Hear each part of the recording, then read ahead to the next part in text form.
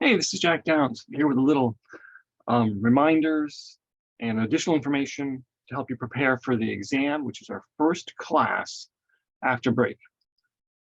So make sure you get back in town in time. You need to take that exam on Thursday, right after break.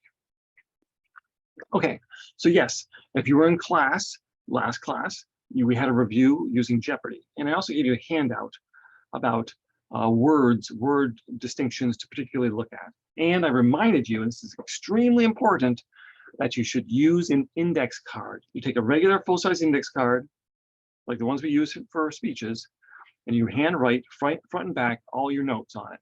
And here's one thing I mentioned briefly, but you may have forgotten. I want to make sure to tell you to put on that card. Remember this handout? It was the Schramm's model of communication. It was a diagram I made on the board, and I gave you this yellow handout.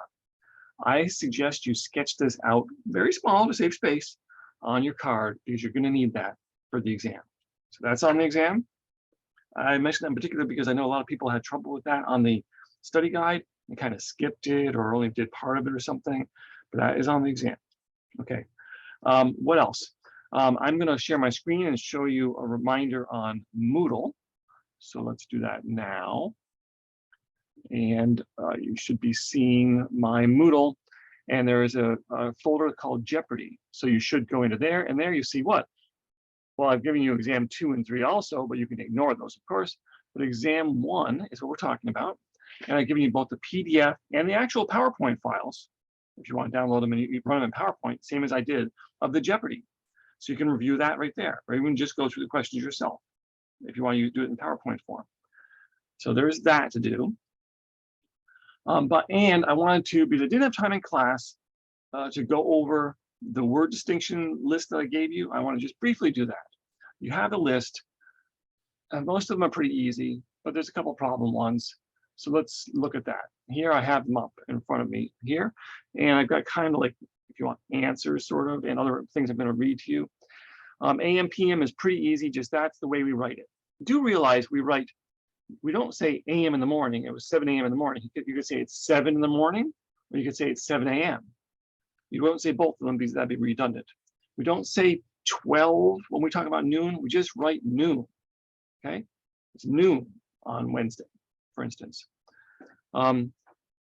So there's that little distinction too. Noon and midnight are used instead of trying to figure out which is 12 a.m. and which is 12 p.m.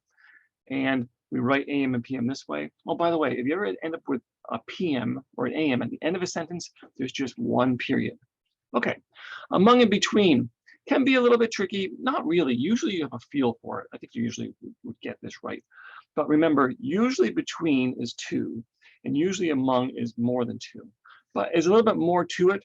It has to do with the relationships in there. You should look at your handout, your word distinctions for that in particular.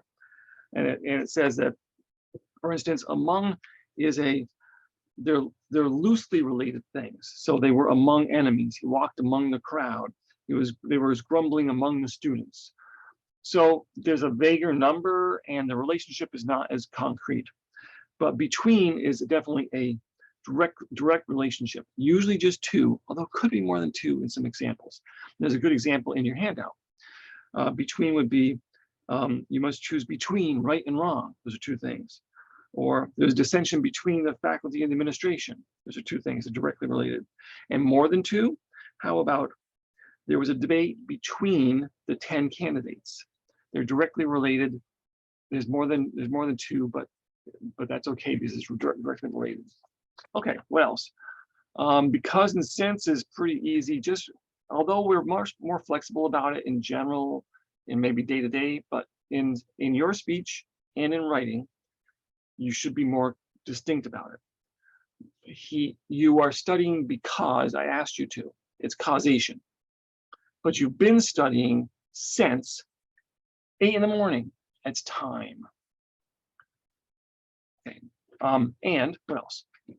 Complementary and complementary. So this is a little bit tricky. And I just have to pause here for a second. I'm sorry. I got something else, somebody come into my door. So hold on. Okay, back again. Sorry, let me go back to the share of the screen. Sorry about that. Okay, it's a little tricky. There's actually 4 words: complement, complement, complementary, complementary. And we say them the same, but we spell them differently. The way I would generally remember them is the one with an I, praises, like saying it's nice. And the one with the E, completes. Sounds like kind of like completes something. And the one with the I means it's included free. So maybe you can use it as a memory trick, kind of. So complement with an E means to complete or to supplement. It is a verb. Complement with an E. So it means that the teachers, the ship has a complement of 200 sailors, as example using. The teachers complemented each other in the classroom. They worked together to complement each other. They completed each other, sort of, in their work. Compliment with an I is the one you're used to. I hope you get lots of compliments because you look so nice, right? Or you compliment somebody, you say the nice thing. Complementary with an E is adjective for completing. So the earrings and necklace were complementary. They went together. They completed the outfit. The husband and wife have complementary careers. They match. They worked well together.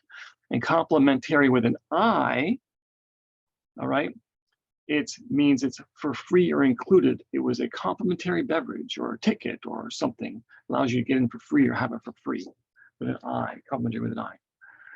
So those are a little bit tough. And so are continual and continuously. How do you remember these? This is one I would remember it.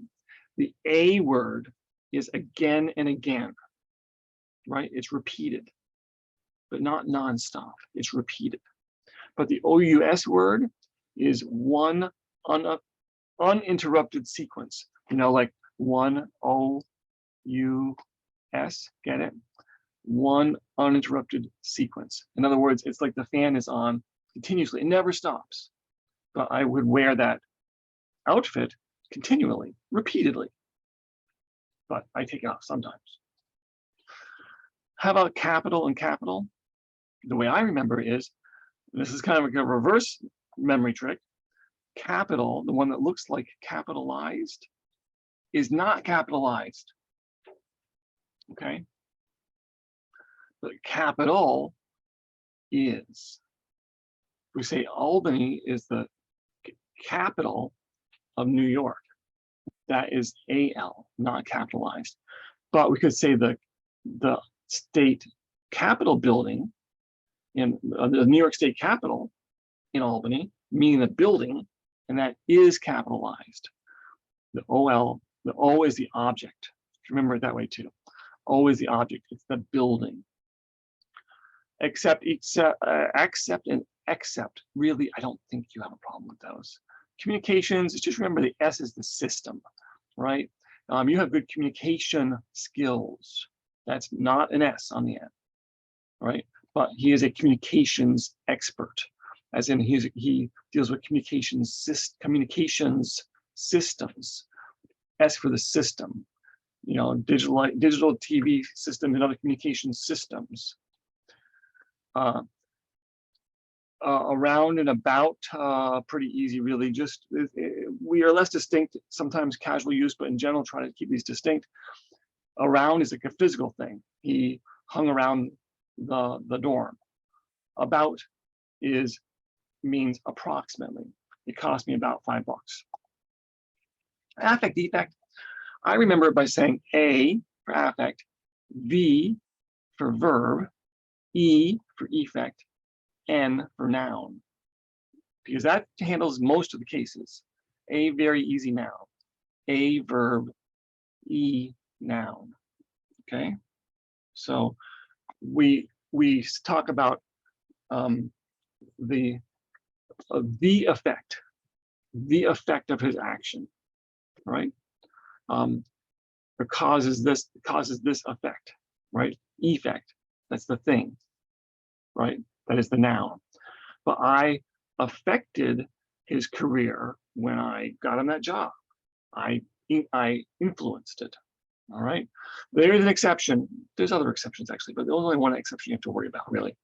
And it is when we use effect as a verb, it means to bring about. I effect change. To bring about change. Okay, that's a different meaning. Read about it in your distinction packet, and it takes a little bit of work, but as long as you get the verb and the noun difference there, that's an important thing.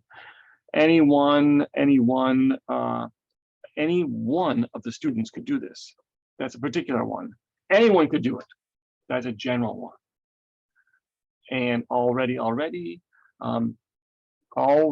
A-L-L, ready, as in totally ready, right? That's 2 words. He is all ready to complete. He is all ready for the exam. But has he already studied, like previously in the past studied? That's already 1 word. Okay. A while, again, you usually get a sense for these, but it has to do with, if it's after the preposition for, then it breaks up into 2 words.